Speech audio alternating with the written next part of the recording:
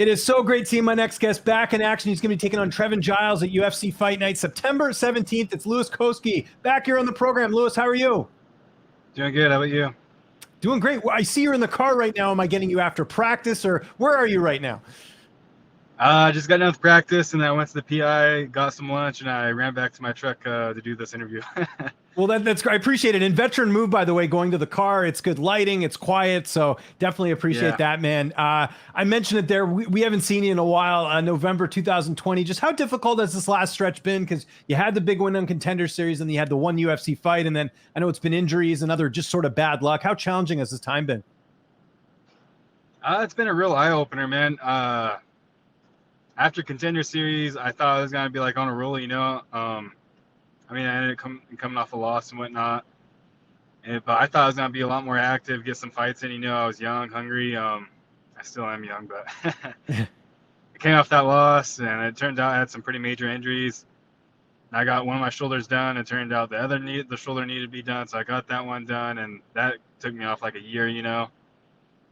And then last summer, I moved down here to get better care, you know, and like PT and stuff. Back at home, I was only getting like 2 sessions a week. It wasn't very much, you know. And then down here was every single day. And then they would help you out with strength and conditioning like right afterwards, you know. So I was just like, I got to take advantage of this. And like, it's been a blessing, though. I was pretty far behind. It was like my shoulders were super tight. I feel fucking awesome now, though. I feel great. I was bummed out when the Parsons fight fell through because I had COVID. But I'm just excited to be back, you know. It's like 3 weeks away. It's right there. Fucking pumped. Yeah, you're ready to go. I can tell. And do you feel a bit like RoboCop getting everything worked on? Do you feel like a new and improved version of yourself? Yeah, I feel good, man. I definitely do feel like a new, improved version of myself. That's for sure. I feel a lot different than I used to fight, even in my fighting style. Pretty much all around, you know, I feel great. Good. That's awesome, man. And you mentioned getting COVID. I imagine, you know, that was, I think back in April was that fight. Were they trying to book you like sooner than that? Like what took so long to get this fight booked? They actually offered me like a short notice fight, literally when I was still sick, and I had to tell them I was like, "Fuck, man, I'm still sick," you know. Yeah. And then after that, they kind of, I was trying to hop on the June 21st card, and that one was booked up. They told me July was booked up, so I asked for early August, and then they're like, "How about September 10th?" And I fucking just said yes. So Yeah. Well, and I think people got to realize as well, it's got to be a decent situation for you to come back. Because like I said, you had the one UFC fight. You don't want to come back into a bad situation off an injury, especially short notice, right? So at least this is a little bit more ideal. You get the full camp and all that, right? yeah. It was, at first I was bummed out because it was so far away. Then my buddy was like, "Man," he's like, "I'm telling you right now, bro." He's like, "The weeks are gonna fucking fly by, and by the time you know it, you're gonna be fighting." Yeah. And it's just like I got the fight like probably like 12 weeks out from the original date, you know. So it's just like it seemed like a long time then, but it flew by. Fucking summer flew by. I'm 2.5 weeks out. I'm like right there, you know. So it's like, yeah, the 12-week to short notice, it flew by. Good. That's awesome. Is there anything, I know you work on everything in the gym, but is there anything in particular maybe you're looking to showcase in this fight, or something you feel like you've improved on since we last saw you in the cage? Yeah, definitely my experience, man. Instead of going out there trying to go gung ho, you know, fucking trying to take someone's head off, I definitely feel like I'm a lot more polished, a lot more calculated, you know. I feel like I'll be better. Like, I'll look definitely a lot better instead of just sitting there fucking trying to take someone's jaw off. Yeah. I feel like Okay. I'll be a lot more calculated, trying to finish the fight, but like be smart about it, you know, not fucking chin up, just try to swing for the fences, praying to God I knock this guy out, but like aim and fire. Let's talk about your opponent, Trevin Giles. Style-wise, how are you looking at this one? How do you feel like you match up against him? I feel like I match up really good against him, you know. I think my grappling wrestling is a lot better than his. I'm not saying he doesn't have the jiu-jitsu. I'm pretty sure he does. He's a boxer, though. It looks like he relies more on his hands than anything. He throws some kicks here and there. I didn't really think too much of it. He has a good jab on him. He has a good straight hand on him, you know. I noticed that he likes to feint that left right to a hard right, so I can imagine he's trying to knock me out. But at the same time, he's coming off a couple hard knockouts, and I've knocked quite a few people out, you know, so at the same time, I wouldn't be surprised if he tries to wrestle me, honestly. But at the same time, I wouldn't be surprised if he tries to knock my ass out either. Right. What do you make of the fact? I mean, because I spoke to him ahead of this fight. He quit his job. He was a police officer, so he's doing MMA full time, I guess. And then also, I believe this is the last fight on his contract. So I think a lot riding on this fight here. I know you're probably more concerned about what you are bringing to the table as opposed to what he is. But what do you make of that? Sort of storyline heading into the fight. Fuck, man, that's good for him. I don't think this is really a fucking job you should be tiptoeing around with, man. You Yeah. can go out there and get hurt, like fuck, he got knocked out his last 2 fights pretty bad, and that can change your chin, getting knocked out like that. It could change your whole entire life, honestly, in the sport. Yeah. You're like, once your chin's gone, it's gone, man. I mean, some people will come back from it, but then some people fucking, they get like chin checked and it's not the same as they used to be. They fucking do the chicken dance and all this other stuff. So, I mean, it's good for him that he's going full fledged, but fuck, it might be too late, honestly. I mean, I know for a fact I'm a hitter. Like, I know I hit hard. I've laid some guys out. I know he must be thinking about that. Young hungry kid coming at him. I definitely will be calculated about my approach, but yeah, man, fucking It's gonna be interesting. might be too little, too late. Yeah, no, for sure, for sure. And you mentioned being out in Vegas. Who you've been training with out there? Who've been some of the main training partners ahead of this fight? I've been at Syndicate, so it's good training, man. Actually, I fucking trained with a guy that beat me my last fight. Sasha and them. Been getting around in with D-Rod, fucking Jamal, who just got his contract through the Contender Series, that heavyweight. A couple other guys in there. It's good rounds, man. You get a lot of people that pull through Vegas. I was working with Armin Saruki in there for a second, and he was a good person.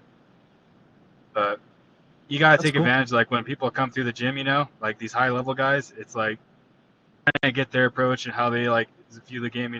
It's like Armin's a little bit more similar to my style because we grew up wrestling. And he was like the one telling me, he's like, level change, use your wrestling and fucking your striking, really set this stuff up. And then even Wood too, he's the one that opened up my eyes a lot more. He's like, fuck, you got great wrestling, man. He's like, level change and fucking mix it up. You don't always have to fucking bite down your mouthpiece and try to kill the guy, because then it's like a 50-50 fight at that point. You're giving that person a chance to knock your ass out too. So definitely be a lot more approach, not try to rush anything and pick what I can get. But the experience down here is good, man. A lot of good people. Everybody's cool. We're all just trying to chase the same shit, make money, and fucking fight.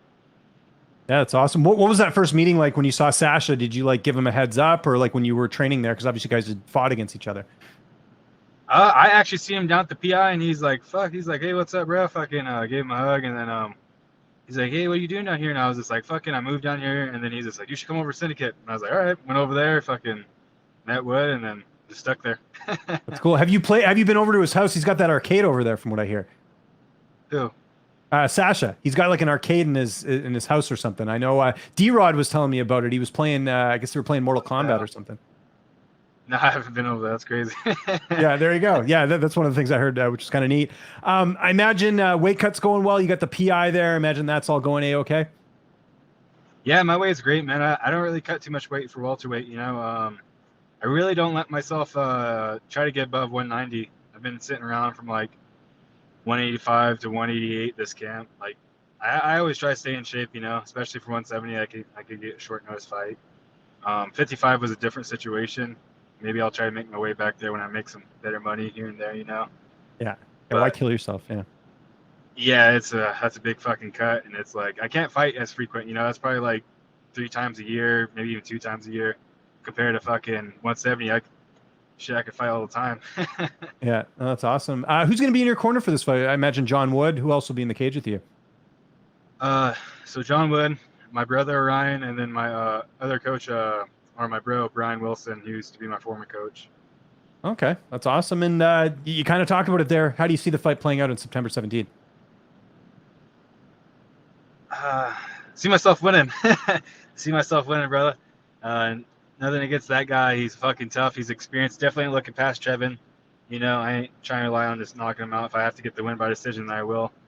If I can choke him out, then I'll choke him out, wherever I can get. But I definitely want to prove I'm the better fighter. Don't really want to give him too much. He looks pretty good if you let him, like, get off, He'll let his hands go and shit. So I feel like I could catch him. His chin's looking a little bit suspect, but I don't know if he's full time into it now. I'm imagining this is like the best version of him, so I'm fucking prepared for. I'm prepared for a war. I imagine you want to get one more fight in this year, or just I guess you'll see how this goes and kind of reassess. Especially being in Vegas. I mean that's you know they frequently do cards there, so I think the opportunity to get another fight in would probably be pretty good, right? Yeah, I don't want to jinx myself. I fucking had all these huge plans. You know, I was gonna knock out Sasha. I was gonna hop on the fucking McGregor card. I was gonna fucking do this and that. And then I lost, and then I've been out for fucking almost 2 years now. So I ain't trying to jinx myself, but yeah, I would love to. If I can walk out unscathed with a dub, you know, I would love to get another one in ASAP. If I Okay. can, if I can walk out another one unscathed, then I'll fucking get back in there ASAP again, try to get to a new contract. But Okay. for the most important part, just try to fucking make sure I don't get no crazy injuries. And yeah, man, I'd like to stay active, bro. I've been out for almost fucking 2 years now, so yeah, I would like to get back into it and start fucking getting some fights in and getting some experience, you know. I know the focus is on training. I know you're away from probably from family and stuff. What's downtime looking like when you're not in the training room? What have you been up to? I usually just hang out home with my kid, you know. It's fucking Vegas is hot right now, bro. It's like I'm just trying to be a fucking 112 like all week. So don't really want to be outdoors too much, but right now just like chilling, a lot of reading, stretching, recovery, you know, stuff like that. Read with my kid, fucking help him do homework and stuff, spend time with my family. This yeah, with this heat, bro. I would not Yeah. recommend being too much outside. How old's your little one? I was trying to remember. He'll be 8 in November. Oh, okay, cool. And how's he adjusting to? Because obviously he's staying with you. So how's he adjusting to being in Vegas now as opposed to California? He likes it. It's fucking hot down here. It's a little bit different, you know. Like all my family and his family are back in Humboldt, you know. So it's just like that's the bigger thing. That's a little bit different. But it's like, I mean, sacrifice a few years of my life down here, fucking might change everything for us. So that's like kind of the bigger picture. Maybe one day I'll make my way back home, but right now I gotta fucking grind out and make some money. And not just that, you get that nice cafeteria food at the PI. I mean, there's a lot of perks to being in Oh Vegas, fuck right? yeah, yeah, bro. The fucking PI is badass. There's train facility, the recovery room, the fucking cold bath, especially in these hot ass days. The food is fucking awesome. You know, it's not shit food either. It's good food. So it's nice, man. It's definitely like one less thing to worry about, not worry Yeah, about, you know. And then the PT is fucking amazing too. If you have like any nicks or knacks and you like bugging you, you just go see them and they help you out. it's But it's awesome. nice. It's just like a lot of good training down here. It's good, man. It's good.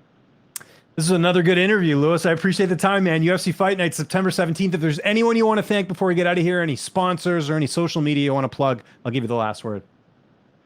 High as wood, get right, my bro Luis Galindo.